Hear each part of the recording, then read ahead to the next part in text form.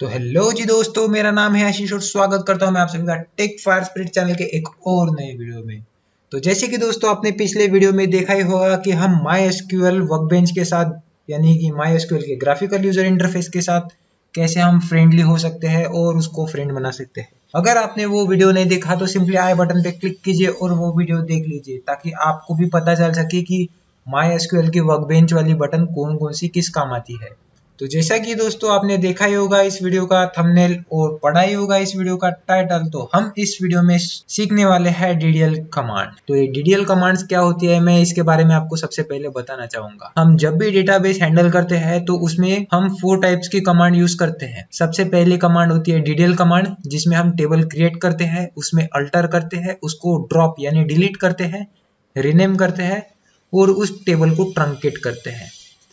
फिर आती है DML कमांड, जिसमें हम टेबल को सिलेक्ट करते हैं, इंसर्ट करते हैं, अपडेट करते हैं, डिलीट करते हैं, मर्ज करते हैं, कॉल करते हैं। लेकिन DDL कमांड में ये जो कमेंट नाम का फंक्शन है, ये कमेंट नाम की जो कमांड है ये थोड़ी एडवांस कमांड है, इसके बारे में हम बाद में जानेंगे।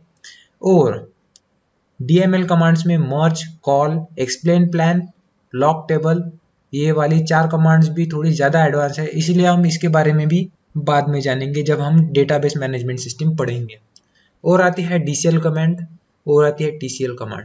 तो ये जो सारी कमांड है ये DCL, TCL और ये merge, call, explain plan, lock table, truncate and comment ये थोड़ी एडवांस कमांड होती है, इसके बारे में हम बाद में जानेंगे। सबसे पहले हम जानेंगे DDL कमांड क्या होती है और DML कमांड क्या होती है। तो आपको DDL कमांड का लॉन्ग फॉर्म पता होना चाहिए। अगर आप DBMS सीख रहे हो या फिर डेटाबेस का हैंडल कर रहे हो तो आपको इसका लॉन्ग फॉर्म सबसे पहले पता होना चाहिए। तो इसका लॉन्ग फॉर्म आता है डेटा डेफिनेशन लैंग्वेज और DML का लॉन्ग फॉर्म आता है डेटा मैनिपुलेशन लैंग्वेज। तो हम जो भी डेटा मैनिपुलेट करेंगे वो DML कमांड से मैनिपुलेट करेंगे और जो भी हम डेटा बनाएंगे जैसे कि क्रिएट करेंगे टेबल को, अल्टर करेंगे, उसको डिलीट करेंगे, उसको रीनेम करेंगे, वो डेटा डेफिनेशन लैंग्वेज में आता है। तो चलिए दोस्तों बिना कुछ देर किए शुरू करते हैं। तो मैं आपको ये सब कुछ PDF से बताना चाहता हूँ और बाद में हम प्रैक्टिकल सेशन में भी जाएंगे। तो सबसे पहले हम जान लेंगे DDL कमांड के बारे में, डेटा डेफिनेशन लैंग्वेज कमांड्स। तो इस कमांड्स में आती है सबसे पहले क्रिएट कमांड, जिसमें हम टेबल क्रिएट करते हैं, टेबल को व्यू करते हैं और उसके ऑब्जेक्ट्स बनाते हैं डेटाबेस में। और बाद में आती है अल्टर कमांड यानी हम जो भी डेटा एग्जिस्टिंग है उसमें मॉडिफिकेशन जब भी करते हैं तो हमें अल्टर कमांड देनी पड़ती है। मान लीजिए एग्जांपल के तौर पे अगर आपने पहले से ही डेटाबेस बनाया हुआ हो या फिर डेटाबेस में कोई भी टेबल बनाया हुआ हो और उसमें आप कुछ मॉडिफिकेशन करना चाहते हैं तो आप अल्टर कमांड यूज करते हैं। तो ये कमांड भी बहुत काम की है। और बाद में आती है रीनेम कमांड। अगर आपने टेबल बनाया हुआ हो, बाय चांस उसका नेम या स्पेलिंग मिस्टेक हो गई हो तो हम रीनेम कमांड यूज करते हैं, या फिर आप अपनी मर्जी से अपने टेबल का नाम बदलना चाहते हो तो ये रीनेम कमांड काम आती है। और ये आती है ट्रंकेट कमांड। यानी ट्रंकेट कमांड क्या करती है, अगर हमने कोई मान लीजिए टेबल बनाया हुआ हो डेटाबेस में, तो डेटाबेस में टेबल बनाने के बाद उसमें जो भी डेटा हमने भरा हुआ है वो डेटा अगर हमें डिलीट करना हो यानी उसे ड्रॉप करना हो तो हम ट्रंकेट कमांड यूज करते हैं। तो ट्रंकेट कमांड के बारे में आपको थोड़ा बहुत आइडिया आ चुका होगा, यानी कि डेटाबेस में जो भी कमांड हम यूज करते हैं वो ट्रंकेट कमांड से यूज करते हैं। और आती है ड्रॉप कमांड। तो ये ड्रॉप कमांड बहुत ही काम की है। तो डिलीट ये कीवर्ड्स को आप अपने माइंड में DBMS के लिए ड्रॉप रिप्लेस कर दो। यानी कि अगर आपके माइंड में डिलीट नाम का शब्द है तो उस शब्द को आप डेटाबेस मैनेजमेंट सिस्टम में मत लागू करना, क्योंकि वहाँ पे डिलीट इस शब्द को ड्रॉप ये कहा जाता है। तो ड्रॉप यानी कि हम हमारे टेबल को एंटायर टेबल को डिलीट कर सकते हैं।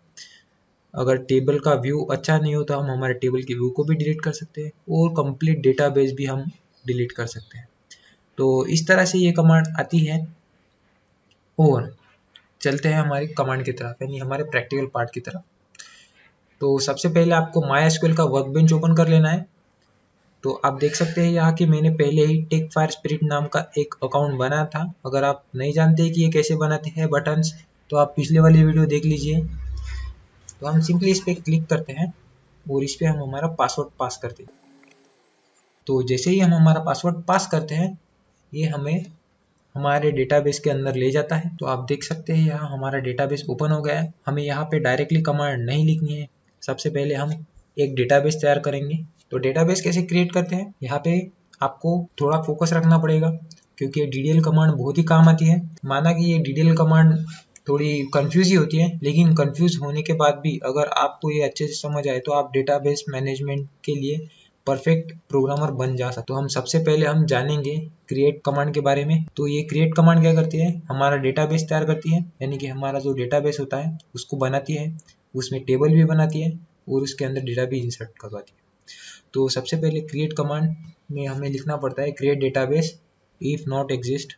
तो आप ये इफ नॉट एग्जिस्ट कंडीशन आपको ऑप्शनल है। अगर आप DBMS थ्रू हो चुके हैं तो ये कमांड लिखिएगा, अगर नहीं है तो ये ना ही लिखे तो अच्छा है। तो मैं इसमें सिंपली एक कमांड लिखूंगा। तो आप देख सकते हैं यहाँ कि मैंने एक कमांड लिख दी है यहाँ पे। तो आपको करना कुछ भी नहीं है, सिंपली इस वाले रन बटन पे क्लिक कर देना है। अगर आपके डेटाबेस में TFS नाम का डेटाबेस ना हो तो ये सिंपली इसे क्रिएट कर देगा। आप देख सकते हैं यहाँ कि यहाँ पे TFS नहीं आया है, लेकिन यहाँ पे दिख रहा है कि हमने टेबल क्रिएट कर लिया है। तो सबसे पहले हम इसे रिफ्रेश करेंगे तो आप देख सकते हैं यहाँ एक TFS नाम का डेटाबेस आ गया है, इसमें टेबल्स है। तो हमने यहाँ पे टेबल क्रिएट नहीं किया है इसलिए हमें टेबल नहीं मिल रहा है। तो ये वाला रिफ्रेश बटन है, अगर आपको ये वाला TFS डेटाबेस नहीं दिख रहा हो तो ये रिफ्रेश बटन पे क्लिक कीजिएगा, आपका डेटाबेस रिफ्रेश हो जाएगा। और बाद में आपको जानना है कि इसमें टेबल कैसे करते हैं क्रिएट। तो क्रिएट कमांड हमारे, जैसे कि पहले बताया था मैंने, क्रिएट कमांड हमारे टेबल बनाने के भी बहुत काम आती है। तो आप देख लीजिएगा, मैंने पहले डेटाबेस बना लिया है, ये आप देख सकते हैं यहाँ TFS। हम जान चुके हैं कि डेटाबेस हम कैसे क्रिएट करते हैं और बाद में हम जानेंगे कि हम कैसे क्रिएट करेंगे हमारे डेटाबेस में कोई टेबल। तो हमें लिखना है सिंपली क्रिएट टेबल और उसके सामने आपके डेटाबेस का नाम और उसके बाद में उस डेटाबेस के अंदर टेबल का नाम। तो आप देख सकते हैं यहाँ मैंने एक ID लिया है, वो यहाँ पे जो है वो इंट है। ये ऑटो इंक्रीमेंट वाला कमांड हमें लेना पड़ता है अगर आप इस ID को प्राइमरी की लगा रहे हो। प्राइमरी की यानी आपका जो भी टेबल है, यानी आपने डेटाबेस में जो भी टेबल बनाया हुआ है, अगर उसके अंदर आप स्टूडेंट्स का डेटाबेस बना रहे हो तो उस स्टूडेंट्स को, यानी हर एक स्टूडेंट को एक प्राइवेट की होनी चाहिए, यानी कि जैसे रोल नंबर। तो जैसे कि स्कूल में आप जानते हो रोल नंबर कभी किसी स्टूडेंट का रिपीट नहीं होता, तो उसी तरह से हमें हर एक स्टूडेंट को एक ID देनी पड़ती है। तो वही ID है ये, यानी कि ये समझ लीजिए हमारे डेटाबेस का ID है। और हमने इसे इंटीजर पास किया है, यानी 1 2 3 4 5 6 7 8। और बाद में हम इसे नेम भी ले सकते हैं, उसमें नॉट नल ये कंडीशन है, अगर आप नेम में नल डाल रहे हो तो ये नल भी जाएगा। नल यानी कि इसके बारे में थोड़ा आइडिया बता दूं, नल यानी कि ज़ीरो नहीं है, नल यानी कि कुछ भी नहीं। तो मैं आपको सबसे पहले ये डेटाबेस क्रिएट करके दिखाऊंगा।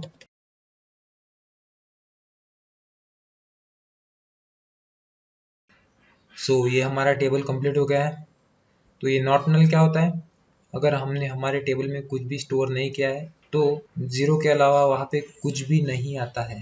तो आप नॉट नल यानी कि ज़ीरो मत कंसिडर कीजिएगा, क्योंकि नल यानी कुछ भी नहीं, वहाँ पे ब्लैंक स्पेस रहती है।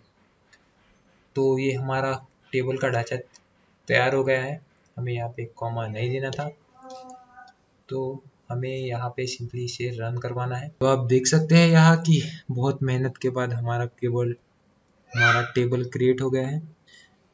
तो हमें सिंपली इसे रिफ्रेश कर देना है। तो आप देख सकते हैं यहाँ एक टेबल बन चुका है सब्सक्राइबर्स नाम का। तो अगर आप इस टेबल को एक्सेस करना चाहते हो तो सिंपली यहाँ सिलेक्ट रो लिमिट 1000 पे क्लिक कीजिए और आप देख सकते हैं ये जो हमारा टेबल बनाया था हमने ID नेम पासवर्ड ईमेल के साथ, ID नेम पासवर्ड ईमेल के और कॉन्टैक्ट के नंबर के साथ।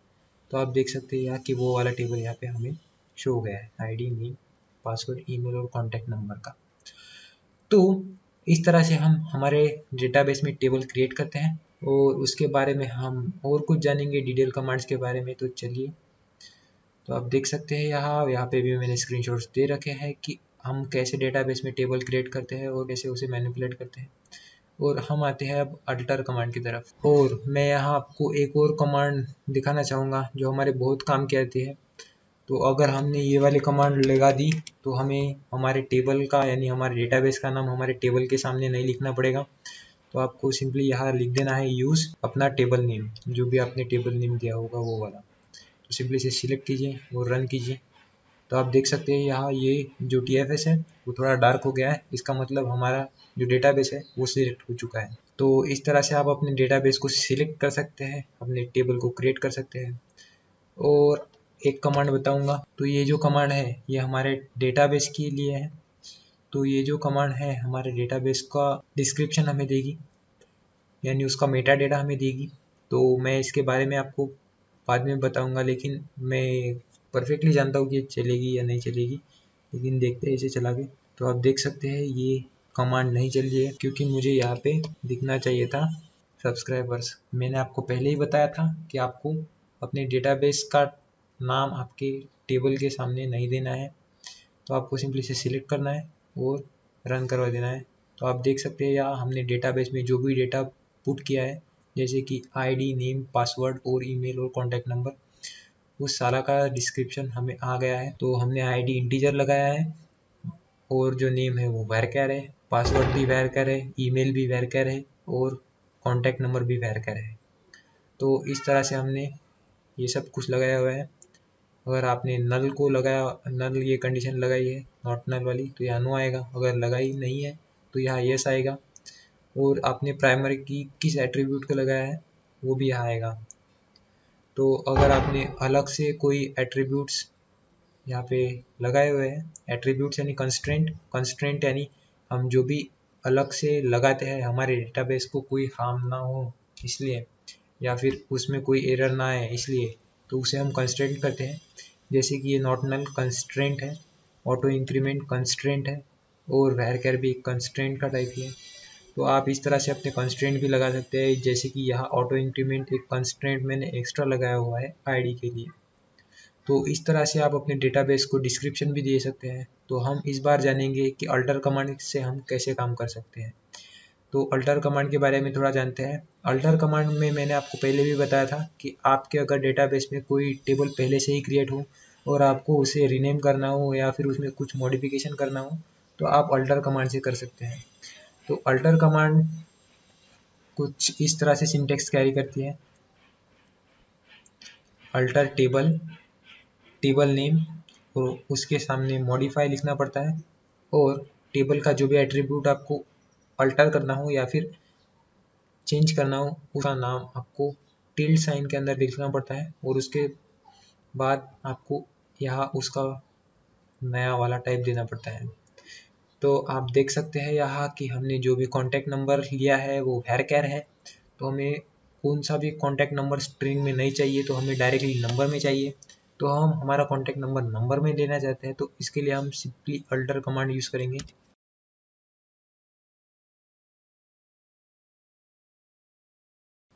तो नॉर्मली जो भी कॉन्टैक्ट नंबर होता है वो 10 नंबर्स में होता है। तो इस तरह से अल्टर कमांड अपना सिंटेक्स कैरी करती है, और हम अल्टर कमांड से जो हमारा प्री डिफाइंड टेबल है उसमें कुछ मॉडिफिकेशंस कर सकते हैं। तो हम इसे सिंपली रन करेंगे, और आप पहले ही देख लीजिए जो हमारा कॉन्टैक्ट नंबर है वो वैरचर है। तो हम इसे जैसे ही रन करेंगे ये इंटीजर में कन्वर्ट हो जाएगा। तो आप देख सकते हैं इंट, ये रनिंग स्टेट में है। तो आप देख सकते हैं यहाँ कि जो हमने कॉन्टैक्ट नंबर को वैरचर से इंटीजर बनाया था वो कंप्लीट हो गया है। यहाँ आप देख सकते हैं सब्सक्राइब और मॉडिफाई कॉन्टैक्ट नंबर 10। तो आप सिंपली ये डिस्क्रिप्शन वाली कमांड लिख दीजिए और फिर से इसको रन कर लीजिए। इसको सिलेक्ट करना है, तो आप देख सकते हैं यहाँ फिर से एक बार कॉन्टैक्ट नंबर जो है वो इंटीजर में कन्वर्ट हो गया है। तो इस तरह से आप अपने जो टेबल के एट्रीब्यूट्स है उसका डेटा टाइप्स चेंज कर सकते हो। तो ये बहुत ही सिंपल है, इसको आप बहुत ही हल्के से आराम से यूज़ कर सकते हैं। और एक कमांड बताना चाहूँगा आपको। तो ये जो कमांड है ये हमारे टेबल का, जैसे कि यहाँ हम जानते ही है कि हमें यहाँ सिलेक्ट रोज लिमिट 1000 करना है। तो अगर हम उसका शॉर्टकट चाहते हैं तो ये वाला उसका शॉर्टकट है। हम हमारे टेबल्स के जो भी एट्रीब्यूट है उसे देख सकते हैं। तो आपको सिंपली इसे सिलेक्ट करके रन करना है। तो आप देख लीजिए यहाँ कि ये जो हमारा टेबल के एट्रीब्यूट्स हैं वो रन हो चुके हैं। तो ये वाले जो कमांड है ये बहुत ही बेसिक है, इसके बिना डेटाबेस को हम मैनेज नहीं कर सकते। और हम जानते हैं रीनेम कमांड के बारे में। तो रीनेम कमांड एक बहुत ही अच्छी कमांड है, मुझे तो बहुत पसंद आई, क्योंकि इस कमांड से हम हमारे टेबल को रीनेम कर सकते हैं। तो आपको करना बस कुछ भी नहीं है, यानी इसका सिंटेक्स बहुत ही सिंपल है। आपको लिखना है रीनेम टेबल और इसके सामने आपके टेबल का नाम लिखना है और जो भी आपको एक्सचेंज में नाम लिखना है वो लिख दीजिए। तो मैं यहाँ पे आपको ये सब्सक्राइबर्स नाम का टेबल का रीनेम करके दिखाऊंगा।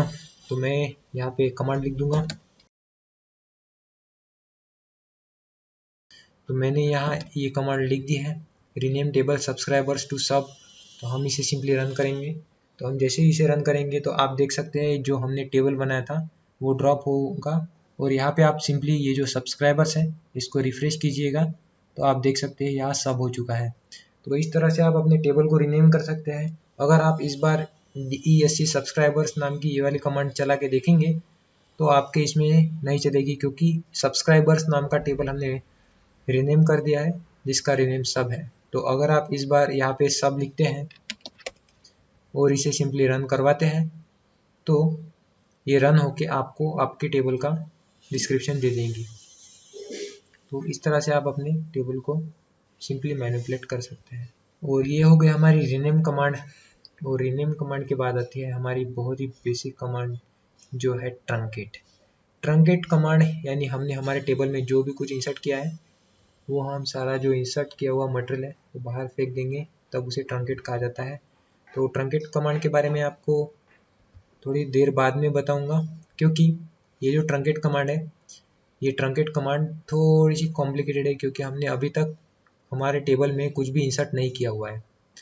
तो हम सबसे पहले जान लेते हैं कि कुछ भी टेबल में कुछ भी कैसे इंसर्ट कर सकते हैं। तो आपको सिंपली यहाँ पे ये वाली कमांड लिख देनी है जिसमें बताया गया है इंसर्ट इनटू टेबल नंबर। यानी ये जो इंसर्ट है ये हम इंसर्ट कर रहे हैं सब नाम के टेबल में, जिसमें नेम होगा, पासवर्ड होगा, ईमेल होगा, कॉन्टैक्ट नंबर होगा। तो हम सबसे पहले नेम ले लेंगे प्रतीक और पासवर्ड लेंगे प्रतीक और बाद में pratik@gmail.com ये हमारा ईमेल हो गया और इसके बाद में ये वाला हमारा हो गया मोबाइल नंबर। तो हमें सिंपली इसे चेक कर लेना है। तो मैं यहाँ पे 1 2 3 4 5 6 7 8 9 कर दूंगा। तो इस तरह से हम हमारे टेबल में इंसर्शन कर सकते हैं। तो ये इंसर्शन कमांड DML कमांड में हो गई। तो ये मैंने आपको पहले इसीलिए सिखाई क्योंकि इसके सिवा हम हमारे टेबल को ना ही ट्रंकेट कर सकते हैं, क्योंकि हमारे टेबल में कुछ भी डेटा नहीं है तो हम उसमें से डिलीट क्या करेंगे भाई। तो सिंपली आपको इंसर्ट कमांड रन करके देख लिए। तो हम जैसे इंसर्ट कमांड रन करते हैं तो हमारे सामने ये वाला मैसेज आ जाएगा जिसमें 1 रो अफेक्टेड होगी, यानी कि हमारा टेबल इंसर्ट हो चुका है, हमारा डेटा इंसर्ट हो चुका है हमारे टेबल के अंदर। तो आपको सिंपली ये वाली सिलेक्ट कमांड यहाँ पे फिर से चलानी है। तो ये वाली कमांड आपको याद रखनी है जो सिलेक्ट स्टार फ्रॉम सब है, यानी कि सिलेक्ट स्टार हमने इसीलिए लगाया क्योंकि हमें हमारे टेबल का कोई भी पर्टिकुलर एट्रीब्यूट एक्सेस नहीं करना है, हमें पूरा का पूरा टेबल ही एक्सेस करना है, इसलिए हमने यहाँ पे स्टार लगाया। अगर आप यहाँ पे कोई एट्रीब्यूट एक्सेस करना चाहते हैं जैसे कि नेम, तो ये वाला एट्रीब्यूट का आपको यहाँ सिंपली नेम इनिशियलाइज डालना है और सिंपली यहाँ पे इसे सिलेक्ट करके आपको रन करवाना है। तो जैसे ही आप रन करवाते हैं आप देख सकते हैं यहाँ सिर्फ और सिर्फ नेम आया है। तो इस तरह से आप अपने टेबल का एट्रीब्यूट भी कैरी कर सकते हैं। तो आप सिंपली यहाँ स्टार लिख दीजिए और स्टार लिखने के बाद इसे सिलेक्ट कर लीजिए और यहाँ पे रन कर दीजिए। तो आप देख सकते हैं यहाँ हमारा पूरा का पूरा टेबल आ गया है। तो हमारे टेबल में हमने डाला है 1 pratik@gmail.com 1 2 3 4 5 6 7 8 9 9। तो इस तरह से हमारा टेबल का आउटपुट आया है। तो टेबल का आउटपुट यहाँ पे 1 क्यों आया, क्योंकि हमने यहाँ पे आप देख सकते हैं यहाँ ऑटो इंक्रीमेंट वाला कंस्टेंट लगाया है।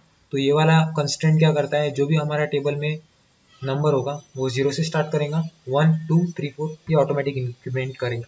अगर आप यहाँ पे ये कंस्टेंट नहीं लगाते हैं तो आप यहाँ पे शायद से प्राइमरी की भी नहीं लगा सकते, क्योंकि आप प्राइमरी की उसी चीज़ पे लगा सकते हैं जो यूनिक हो, और यूनिक कंस्ट्रेंट तो आप ऑटो इंक्रीमेंट से भी कर सकते हैं।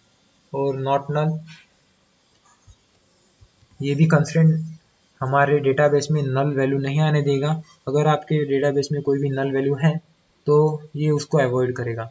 तो इस तरह से आप सारे के सारे कंस्ट्रेंट्स को यूज़ कर सकते हैं बिना किसी प्रॉब्लम के। तो हमने देख लिया कि हमने हमारे टेबल में कैसे डेटा इंसर्ट किया। तो हम हमारे टेबल में कुछ और डेटा इंसर्ट भी करेंगे।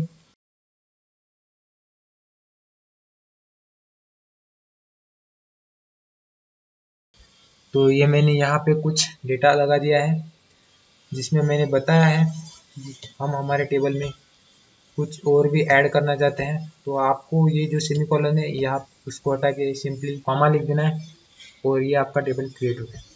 तो आपको सिंपली इस वाले कमांड को सिलेक्ट करना है और इसे सिंपली रन पे क्लिक करना है।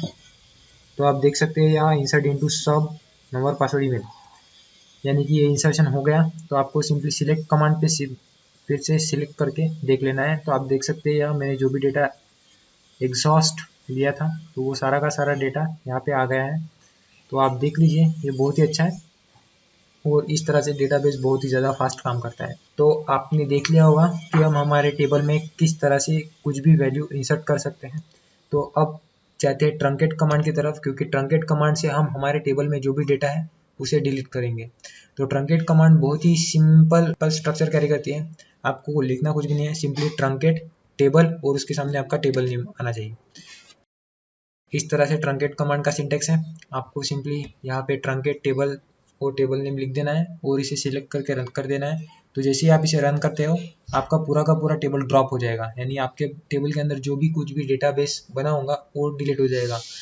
और आप इसे देखना चाहते हो तो सिंपली सिलेक्ट फ्रॉम सब कमांड को सिलेक्ट कीजिए और रन करवा दीजिए। और जैसे आप इसे रन करवाते हैं तो आप देख सकते हैं यहाँ कि हमने जो भी डेटाबेस बनाया था वो सारा का सारा ड्रॉप हो चुका है, यानी डिलीट हो चुका है।